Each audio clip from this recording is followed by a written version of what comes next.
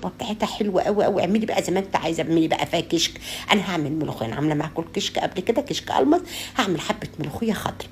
كانت عندي ملوخيه خضراء في الثلاجه وطلعتها فكت خالص. اهم حاجه الملوخيه تفك والشوربه بتاعتنا تكون بتغلي. نزلت بيها ونزلت بحبه فلفل اسود بس، ممكن سكه شطه كده بتديها طعم حلو، ونص معلقه صغننه ملح، وربع معلقه سكر، وقلبتهم.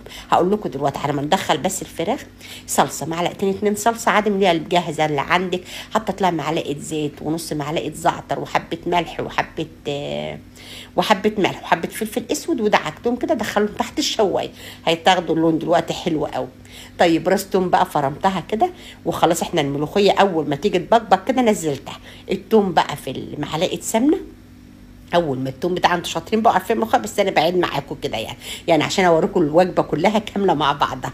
والملوخيه الله الله الله، بسم الله ما شاء الله، لا حول ولا قوه الا بالله. الفراخ خدت لون على ما طشيت الملوخيه، بس حلو عشان حطيتها تحت الشوايه بس ما شغلتش عليها الفرن. ممكن تحمرها من فوق على فكره. الشوربه بتاعنا حلوه قوي زي ما قلت لكم كده. انا هعمل حبه كشك بعد ما اخلص، هعمل حبه كشك في الشوربه بصراحه لانها دسمه وحلو. والفريك حلو. اللي مش عايز الفريك ممكن تعملي رز بلدي عادي خالص مكان الفريك، تعملي رز بس يا بالفريك حلوه قوي. الفراخ بتاعنا الحلوه دي محشيه حبه فريك بلدي، والبلدي يوكل بجد بجد. الاكل حلو وحلو بر على العيال كده، واعملي العيال اكله حلوه كده. الف هنا يا رب، الف هنا. ما تحرمونيش من دعواتكم. بس الفريك بقول لكم مستوي ازاي.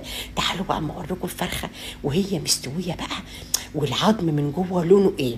اهم حاجه اللف والقلب الاحمر. الوفكم الجميله دي ما تحرمونيش منها. بحبكم في الله، بحبكم في الله جدا جدا جدا والله العظيم، بحبكم في الله جميعا. اشوف وشكم بخير ان شاء الله في فيديو